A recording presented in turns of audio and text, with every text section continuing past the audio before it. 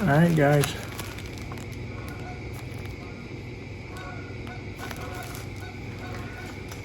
This is the Mason Edwards House Cherry Blend. Now, Doug the Michigan Piper says this is very, very, very cherry. From what the looks of it, there's definitely Virginia Black Cavendish and probably some Burley in there. Gonna have it in my William Demuth 1930s billiard. It's kind of got a red rim on there. You can see a little bit of where I hadn't charted up. But this has kind of become my everyday cherry pipe, which I don't smoke cherries every day, but thought while I'm loading this I would talk about my cherry journey a little bit, or my Battle of the Cherries that I did years ago, and you can find that on in my playlist. I have a special soft spot in my heart for cherry blends. Cherry blends, in my opinion, cherry blends are the third quintessential pipe tobacco smell. The first being 1Q / Cab Black White. The second being probably a toss-up between Sir Walter Raleigh half and half or Velvet. And the third, cherry blend. You know, you just smell that cherry tobacco and you're like, oh man, that's like your grandpa, you know. So they always had a soft spot in my heart, and it was ultimately a cherry blend, Paladin Black Cherry, which gave my channel name. And then also it was my first tobacco love. You know, it was the one that really made me become a pipe smoker. So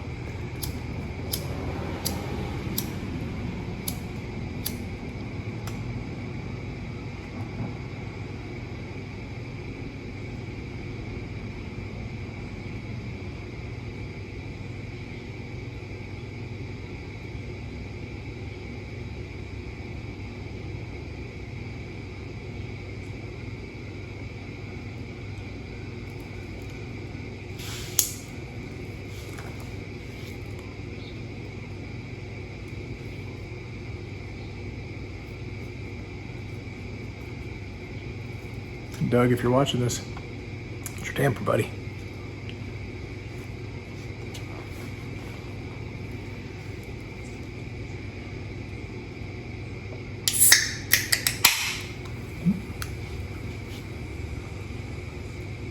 So the cherry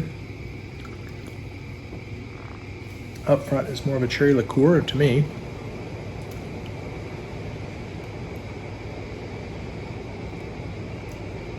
Very nice. Very nice indeed.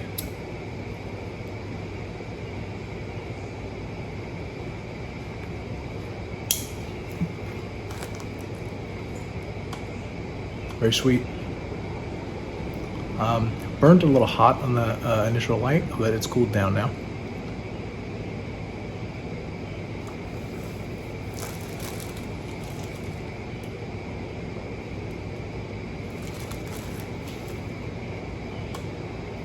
But it is a nice cherry that you can taste.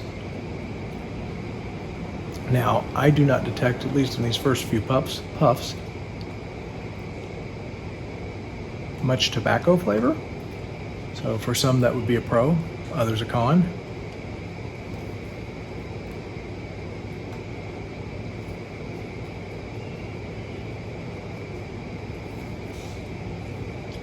And a little bit of that liqueur, kind of almost amaretto, kind of comes through. Nice.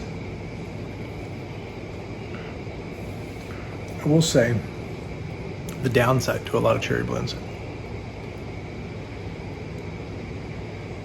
So, a warning to all new pipe smokers who are wanting cherry blends.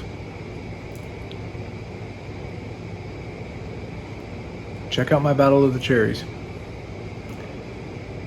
I got a lot of tongue bite and a lot of bad blends. And it's sad because sometimes I think they could be so good, and some are so good.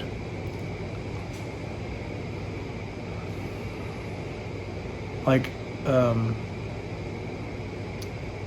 E.A. Carey's cherry.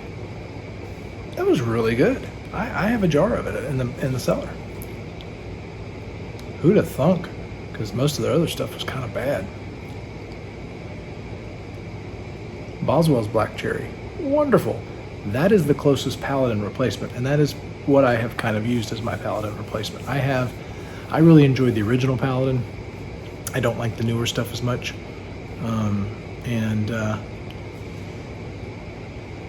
When I tried Boswell's Black Cherry, to me, that's the original Paladin. A bit more Cavendished, but it'll do. I do have a pouch of the new Captain Black Cherry that's now produced in Denmark. The old Captain Black Cherry, I have a pound of it in the cellar. Probably have smoked half an ounce. Don't love it, but I keep it around as a backup cherry.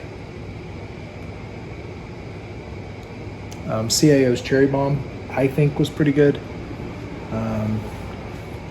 Captain Black used to make a Red Sky back in the day. That was really good. Laneberry Cherry.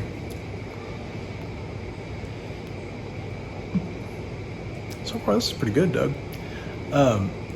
Laneberry Cherry. I think it depends on the batch.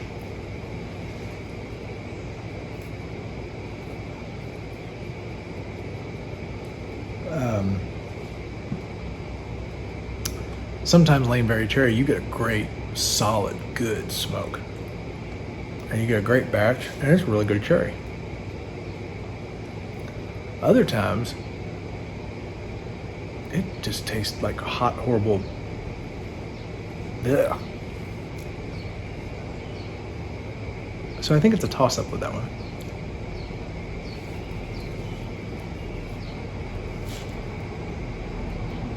So, I have a special place in my heart for cherry blends, but also kind of love-hate with them, especially when they changed my beloved Paladin.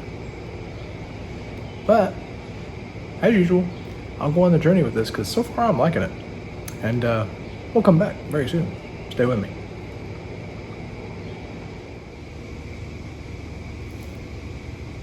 Down to the final third of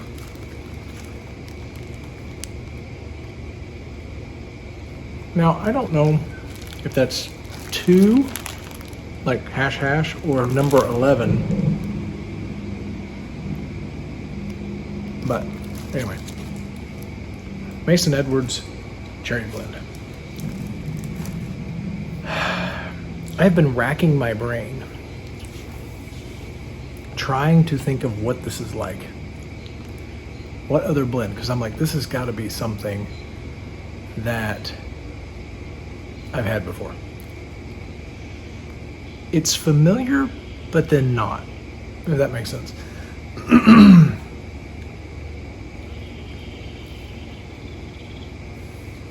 It has been a nice, consistent cherry all the way down to the beginning of the final third, which is where we're at. You can even at times now, in the second third was where it started, start to taste a little bit of bread notes coming in and out, some nuttiness from the burley occasionally, with still that topping that's kind of that cherry topping on top. So the heavy cherry is pretty much gone. Now in this final third, and to tell you that I'm going to go down a little bit more into the final third with you on camera, I like this. A little bit of cherry chocolate at times.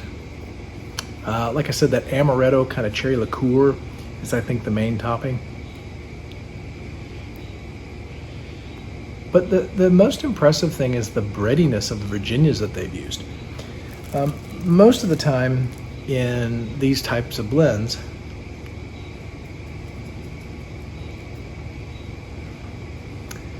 the Virginias that are used are often the bright and grassy and cheap kind.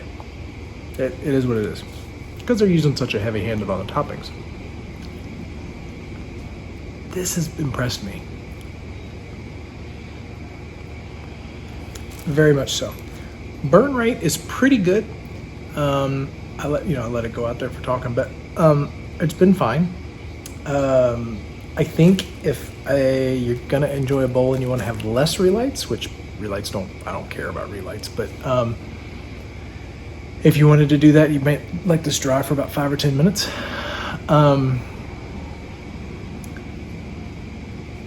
The fact that this kind of went from a heavy cherry chocolate to then a medium cherry chocolate with some bready notes and a little bit of grass, but mostly bready notes, and then sweet, and then some nuttiness, and now kind of a nice light bready note, light nuttiness with just that cherry on top. I'm impressed, guys. I have to say that. If I would have had this in my battle of the cherries, it would have been top 5, hands down. Where? You know, there was, the other blend was Old Shenandoah's Drunken Cherry, which Old Shen was the second blend that really I got into as a pipe smoker. Old Shenandoah Barrel 76. Great blend. It was kind of 1Q-esque. You know, this might have topped that. I have to admit that. And I texted Doug and to see if this was like a Sutliff product or something, because like I said, it has that familiar essence, but then it's different too. Part of me, it feels like it's Captain Blackish, like Lane maybe, or Sutliff or something, and then part of it doesn't. So he texted back and said it was a house blend. They blended it in-house. So I don't know the guys at Mason Edwards. I've never been there, I don't know. All I know is from this, and I give this, for a cherry blend, an A+. Now, one other caveat, okay, which you could say A-, okay? Or A, I guess. So A+, A, A-, but A to A+. Any aromatic that you have, okay? Well, I've only had 2 that I could ever just push the living daylights out of. And it did not get acrid. If you push this pretty hard, you do get a chemical kind of like burning rubber taste. That being said, I was pushing it, and I did that just to see how it behaved. Once it calmed down, I let it kind of go out, and then I relit. It was right back to being its normal. That was in the middle 2/3, the second third. So it was kind of that medium cherry, medium chocolate, a little bit of that nice bready notes, and some nuttiness kind of coming in and coming out. So very nicely done. If you are Michiganders or even near there, this is in, I can't put anything in the comments, so I'm gonna hold it up one more time. It's in Ann Arbor, Michigan. There you go. Stop by, man. If you like cherry blends, again, I can't attest to any of the other blends. This impressed me. There you go, there you have it. Hope you guys are doing well, and we'll see you soon on the next Paladin Piper video.